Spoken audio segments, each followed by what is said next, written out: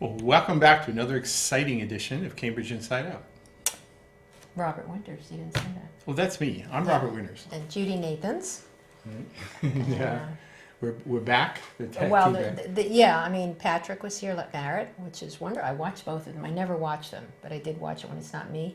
And he had a lot to say. Because you had less, I mean, you were more like me. It was like you were adding things, but he was just constant. Actually, I think it was somebody kind of commented on the program and said, you guys actually left a lot on the table, meaning there was a lot more we were. Well, because you were dealing with two big issues, Yeah. the retail strategy and then the affordable house, or whatever way around. Yeah, it's. And given his position on serving, the Central Square, and also he's on the tenant displacement thing, and he's a landlord, and he's a retail, and he knows a lot about real estate and the price of things. And it's great we have Patrick in the mix of in the civic world of Cambridge, because and he lives right in Central Square. He lives it. Yeah. He does business here. He's building a home. He built his home. He's building his boutique hotel. He's taking care of his tenants. It's kind of nice when you actually have people in the civic landscape who are so deeply involved in making good things happen. Because sometimes it bothers me when you have, either the political people or whatever are they feel a little bit like we used to call OJTs, on the job trainees. OJTs, huh. Yeah, and it's just so much more pleasant when you actually have people who are doing the work. Waist deep in the muddy, as they say. Yeah, I mean, he's got his detractors, I'm sure. And, sure. But everyone has detractors, whether, Right. Well, actually, depending on how you count things, I think, he's the one who promoted the accessory apartments. That's true. And then there was one provision that he didn't include in the original one, but then got picked up, and then that got ordained, though he wasn't technically the author, but it was basically coasting on something he started. So that was last night they ordained it, or was it last week? They ordained that, yes, yeah. Was some comment about safety or something? What was that about? Or egress, and they addressed that? Something about a gated right. So window, this is for the accessory apartments. If you're going to be doing things like basement apartments, there are certain rules from building safety points of view in terms of ingress, egress. How far above does the ceiling inside have to be from the ground outside? And if it's not this, then you have to allow for that. Mm-hmm. You put in window well. So I think those are the details that the people at the building department or the inspectional services department, as we call it here, they'll work those details out, I'm sure, because they're the ones who have to ultimately grant occupancy permits and things. So, they'll work it out. So that was pretty good. Patrick also had the other petition for that he's the legal person for. Oh, the Melissa Grippo. And they want to do a hotel down where Fulkerson, around there. I think where the Emma's Pizza is now down at. It's that area of East Cambridge where it's an industrial very close to where the the One Kendall Square complex is. Exactly. So anyway, that passed unanimously. Good. So, well, it's a good use of it. Patrick has every reason to be very proud of his zoning work. Yeah. He's becoming quickly the town expert. Well, he's a lawyer and he knows so I guess he knows his buildings. He's really into the thick of things. So anyway, I thought I would mention I went on 2 walks this weekend, which were kind of notable, in-town walks. One is an annual thing. It's in honor of Jane Jacobs. Who the author of was it Life and Death of American Cities or Death and Life? I always New Yorker, right? New Yorker. She was sort of the anti-Robert Moses, right? And and really emphasized sort of the importance of neighborhoods and street corners and the urban landscape, and preserving the good and not just letting the progress bulldoze over things that really are valuable, and you're going to miss them when they're gone. Right. So she passed away some years ago, but the thing is that now people all over the country actually do these Jane's walks. That's nice. And I've gone on, I don't know if I've done on they think this is the 11th year they're doing them. There's a number of people. Who organized it? I didn't know about it, but so I don't know where it was. It's on like a mailing list. Oh. Okay. I recognize some of the same people when I'm there. I'm spacing out a little bit on some of the names right now. But oftentimes, like, yes, like Charlie Sullivan from the Cambridge Historical Commission will often be on these. Sometimes But he who actually leads them. it is what I'm asking. Or who led this one? This one was a little more casual, but the thing is, there were some neighborhood people. This one started out at Taylor Square.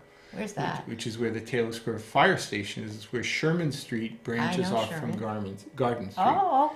Okay. Yeah. That's the name of that. And there's a fire station right there. I know exactly. They have that tiny little park the that tiny everybody little park is where was we given met. keys to or something. Yeah, so that's crazy. where we met, right at the tiny little park. Okay.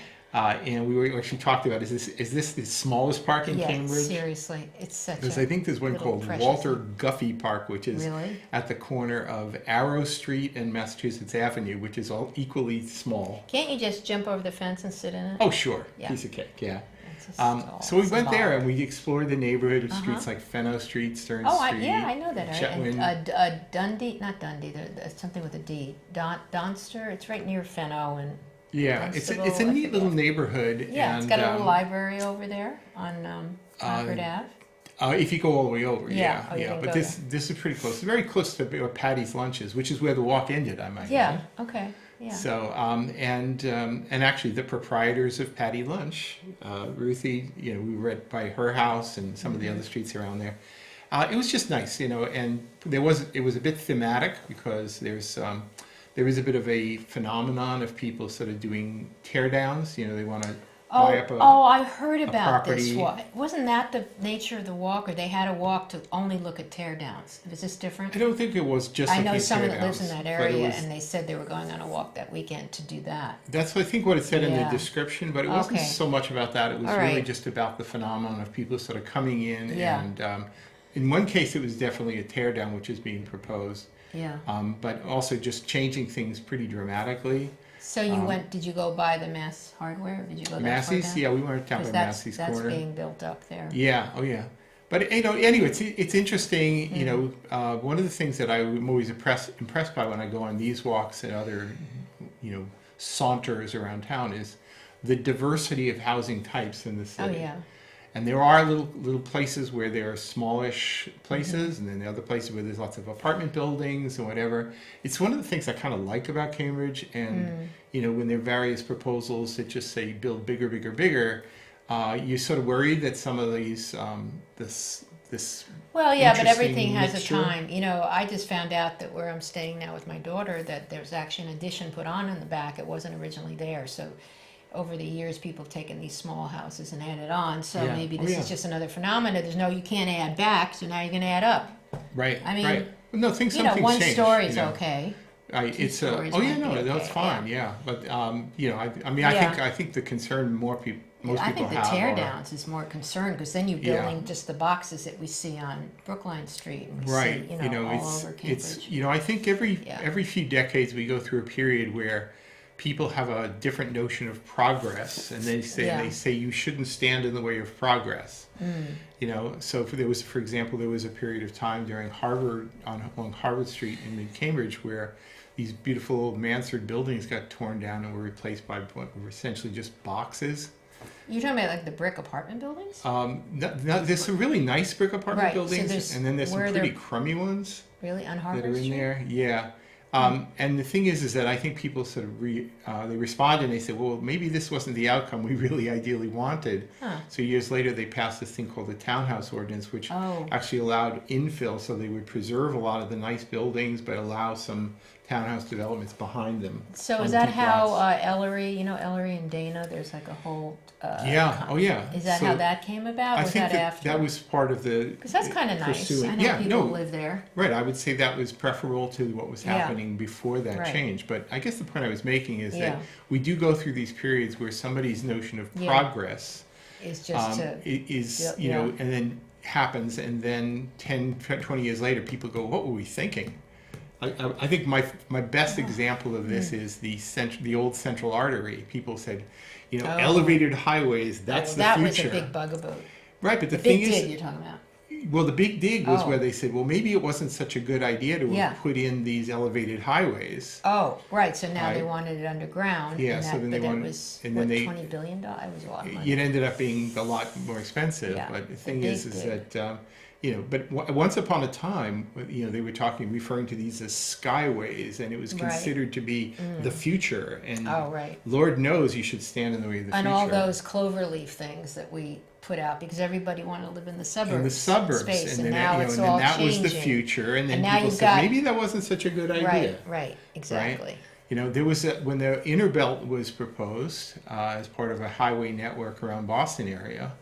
There was a proposal to run this inner belt right across, right down Brookline Street, through Elm Street, all the way over into Somerville, to what is now Inner Belt Road, and connecting to these other highways. And the Cambridge Planning Department was gung ho. Yes, this is the future. So I guess I'm only making the point that we do. That's when neighbors. You're talking about the whole. And then people rose up and said, well, maybe that shouldn't be the future. But at first, they were looked upon as blocking progress. Well, do you think that's happening now? In some ways. No, with the whole interchange with the Mass Pike and River Street and where the high, there are all these meetings. Because there's different proposals to how to deal with that. I think in terms of some of the highway designs and proposals, we're actually in a better place now in that the future actually is a lot more human scale. True. And the streetscape, they call their street design. But I don't know which one they settled on. I think they have a little bit of a tunnel. Not a tunnel, but an overpass. There is an elevated But part. a lot of times when road designs like Star Drive was put in, they just built it right in the middle of a park. Right. Right? And that was considered the future, and Lord knows you shouldn't stand in the way of progress. I remember my daughter's grandmother, Mary Vise, they used to walk across that way to get to the river before there was Star Drive. Now, maybe there were some positive aspects. You needed to get some throughput of traffic, and you would have had nothing but choked streets, I guess, otherwise. But, you sort of have to wonder whether there were better ways to do things. The Emerald Netflix. The Emerald Necklace has where Charles Gate is. Yeah. That turned into nothing but a highway interchange for where Star Drive connects. What you mean at the end there? Yeah. But the rest of it's nice. But that was supposed to be this grand gateway into the Fenway area under the Olmsted designs, and then it just turned into highway interchanges. I wonder if there are plans for the future to change that. Have you heard anything people talk about it. There are. Talk about it. There's an elevated. You're right. There are some McGrath Highway. They talk about grounding McGrath over in Somerville. There was the old overpass down near Forest Hill Cemetery. Somerville's one big construction zone, anyway. So a lot of things that people viewed as the future, the great grand future, have a kind of a shelf life that isn't as long as people may think. Right. Before people come to their senses and say, maybe that wasn't a good idea. We're looking at cars differently. We're looking at lots of things differently. Right. Money's more. More. I mean, now it's also talking about housing density, and I think there's some good arguments to be made for that, but not indiscriminately. Just like I think there's some good arguments. It's a shame instead of those highways, they should have really fixed the public transportation and rail and all that. It would be so much better. Right. So sometimes you have to wait 20 years before the right idea comes along. Yeah, but I don't know when all that's going to happen. Meanwhile, traffic really is bad out there. I mean, I'm a driver. I'm also a walker, all that. But it is really bad. And it's just going to get worse because, all these construction projects are going to happen in Harvard Square. And you've got the Somerville thing going on. And then it's just crazy. Yeah, I keep saying to myself, when enough of these construction projects are completed, and road projects are the thing is that when they're doing some of the projects even around Central Square, it's actually cutting off some roads. So, will the whole network work better? Right, I forgot. There's the River Street construction. So when is all the Harvard Square stuff going to happen? The equity, Pretty soon, I think. Yeah. So that's going to completely have to get traffic diverted, right? Yeah. I mean, think about it. Cambridge Traffic and Parking Department will simply refer to it as you know what? I think they shouldn't even allow cars right in Harvard Square. And I am a driver. That's actually a proposal that has been just floated. go around. If you're going to drive, go around and keep cars out of there. Every decade or so, people suggest it. Yeah. But then the businesses say, if you there's no place to park there. What do you do? Well, no, you park in a garage that's outside. You go to the Charles garage. Don't get rid of that. But then you don't allow cars to go through to get to the Charles. They can go through Memorial Drive and get it. No? I don't know if I've ever seen any research on it, but I have a funny feeling intuitively that people sometimes have to pass through places to sort of put it on their mental roadmap. Harvard Square is not a real pass-through place. River Street maybe is a pass-by place, but yeah, I don't know. I think it could fly. I think Harvard Square used to be very much a pass-through place. By cars? Well, before they reconfigured the whole plaza area. Right. So that's what I'm saying. It's not that directly pass-through. You really have to do some curving. And I know. And so it wouldn't be a big change, I don't think. Which, by the way, I was actually, who was I speaking? Somebody in the city administration I was talking to the other day, and actually we were in agreement. So I'm glad I don't remember who it was, because I don't want to like call somebody out on name here, because they'd be. But I basically made the point that I said every 10 or so years, people in the city should take a big step back and look at their own road network and decide whether certain one-way streets could work better as two-way or vice versa. We don't do that so much in Cambridge, but they did it in a big way in Somerville's Union Square recently. I can't believe the traffic department doesn't look every so often at how streets are being used and all that. You know, honestly, I think sometimes what they're really doing is they're responding to some gripe from some city council order and coming up with a plan for that, or carrying out some. But aren't there 5-year plans and all this stuff that they have down? There are plans being, I see, rolled out for doing things like reconfiguration of some, a realignment of roads, maybe do with how to fit in bicycle infrastructure and things like that. The actual, where is this going to, and is this necessary? I mean, personally, I don't think that River Street could possibly ever operate again as a two-way street, but But I would at least hope that during the River Street reconstruction process, that at least one person should say, well, we could look at that, but I think it would be a bad idea. I think that's been said and done and gone. That is not a good idea. Well, except for the fact that both Western Avenue is one way. Western Avenue was two-way. River Street was two-way. I know, but that was before the Pike.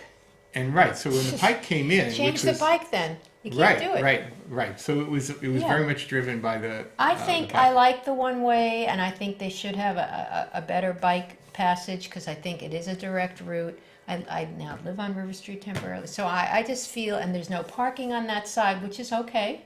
Yeah. You know. Yeah. To make it two-way sounds like I'm not actually proposing that. Two-way should have been Western. But the thing is that some years ago in Union Square, the notion about turning the Prospect Street Bridge into a two-way operation. But that's a totally different thing. That's a bridge. Right, but the thing is that Webster Avenue, which was always one way or at least been one way for as long as I can remember, but it's also a much shorter two-way stretch. Oh, I agree. But I'm just saying is that every once in a while, I think they should make some streets one way, that they, like Howard Street. I don't know if you've ever been on that one. That's two ways, and you have to stop. Cars have gotten hit. I know. It's crazy. There are a few streets that are definitely like that. But anyway, I just think, taking a big step back. So they agreed that I just thought they did that. One of the things I suggested at the beginning of that Envision Cambridge process, I said, are we going to sort of talk regionally at all? We never did. But you've got to talk regionally. But I thought, are the bridges over the Charles River, for example, interconnecting with Boston and elsewhere, is that the right number of bridges? Should anybody consider there being additional crossings? I heard that somewhere. I mean, I don't think anybody's going to do that. Where would you do it? But the thing is I would just say every 10 or 20 years, people should take a step back and say, would that help or hurt? Yeah, but also the trend is less cars. Get cars off the road. So maybe a bridge for bikes, maybe, but I don't know. Right. I don't think it's ever going to be car focused. We do have a tendency to funnel all traffic, bicycle, car, everything, into relatively few interconnecting roads. Well, because they're major routes. And there are railroad tracks and rivers that chop things off to make it hard. Well, we have an old city. Unless you want to tear everything down and recreate it. I know. I'm not trying to suggest that. Is there a city like that somewhere? Probably in China. That's maybe. They're way ahead of us in so many things. They're doing the Silk Road. They're doing that. They've got 5G networks. But one of the things that I've certainly seen happen in my lifetime here in Cambridge is that an idea that gets floated in, let's say, the 1980s. Yeah, will happen in 1990. People talk about a date 10 years later, and then 20 years later, they actually start planning and do it. So sometimes you have to put ideas on the table. Except for the bridge near Alewife. That has always been talked about, and it's been at least 20 years since they've talked about it. Right, but they did replace the old bridge. They went over the current road bridge on Route 16. Right, but I'm talking about the one that would go from Alewife to that. Yeah, so that's one of those ideas that keeps, it's like a recurring suggestion that never actually seems to get any traction. But now that they're looking at the development there, it might happen. I think that's the only way it would really happen, because without federal money, it's really only the development money that will make good things happen, really. Actually, it's they can get federal money for that? No, not anymore. But once upon a time, you would get 90% of the cost would have been covered by the federal government under some transportation bill, but not today. So, it's a that's a new big world. nightmare. That isn't going to change that whole Route 2 thing. So, anyway, Jane so you Jacobs did that. Walk was you did great. that, right? There was another one that was on Saturday. On Sunday, we met over at the church. You met. I was busy. Right. But it was a nice led walk around some of the church buildings and religious buildings of Cambridgeport, and I went there figuring, this will be interesting, and I actually loved it. This fellow Gabriel, who's working in conjunction with the St. Augustine, but also with the historical commission. Right. He led this walk, and we didn't have a lot of people, but we went into the Greek church, some of the church buildings I'd been in, because they would have meetings or whatever. Right. Some of the ones, this is my very first time inside, and it's incredible what's actually hidden away in some of these buildings. And we went into the Cambridge, there's a Zen Center on, I think, is it Williams Street? Yeah, I know where you mean. Yeah, Williams or... And when we were going into that, I went, wait a minute, I think I remember bringing a backyard composter here 25 years ago. Did they go to Eitzheim on Magazine Street? We were supposed to, but we didn't make it all the way down. You should see what they created because it's basically a house, but they raised money and built a sanctuary in back that's stunning. So one of these days. Yeah, no, actually, the backs of some of these buildings are actually quite interesting. It used to be the KLH Daycare Center. Do you remember that? I do. That's what it was. Yeah.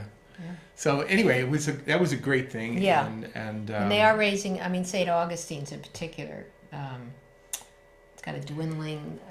Right. So this is like an African Orthodox church. Right. And that actually, of all the churches they went into, the most modest building of all was that building. Yeah. It's probably the one. It is certainly the one that needs the most help right now. Yes. But I got to say, I like that place more than any of the other ones I was in. It feels like almost like a barn when you're inside. There's a lot of stained glass, though. There is some stained glass, but it definitely it's a much more simple design, and and it was I don't know, I can't explain why. Maybe because it was such a raw building in some ways. We were down in the basement looking at the structure. It was designed by, I think, someone that did churches like this in the South. I remember now because I went to the open house they had to raise money, and I learned a lot because it definitely looks like churches in the South that were done, I think, by I don't know if he was African American, whatever, but I think it's very similar design. The Cambridgeport Neighborhood Association is actively They're really helping with this. So you promoting should check some out their fundraising website. for it, and it was really great. And I'm not a religious person, but I have to say, it's an historical. It's historical, and I sort of love the sincerity of a lot of the people who are involved in these congregations. I mean, they're kind of salt of the earth. Keep the religion. Right? No, it was just great all around. One thing actually I thought mentioning right now in terms of events, on this Friday is one of the events. I'm pretty sure I'll make it because I try to make it every year. They do the City of Cambridge Outstanding Employee Awards. Oh, right. So they made a list of the it's during the people. Day, right? They do it at 9 a.m. to about 11 a.m. They usually feed you too, which is kind of nice.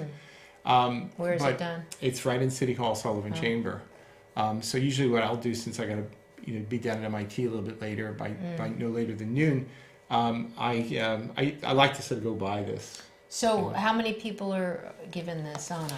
Well, is it already announced who got it? Yeah. So the only thing that's not announced is there's the Brian Murphy Award, which is one that is only announced at the event. So when did that come out? I didn't see that. It's a press release, but there was about 4, 5, 6, 7, 8, 9, 10, 11, 12, 13 people, including some people I know. So these people have been nominated by other employees or by anybody? By anybody, but sometimes it's by people within their own departments, especially helpful and I don't know any of great these names, workers. I don't know. One of the things that's kind of nice about it, it's such a nice sort of equal opportunity event, meaning you get some people who are working in some of the sort of the technical high-endy stuff, and then you get laborers from public works, people who work in in electrical, it's really all throughout, and and their families come there, and it's a really nice coming together really for of the many families, things. Yeah. So Public Works has at least 2. yeah.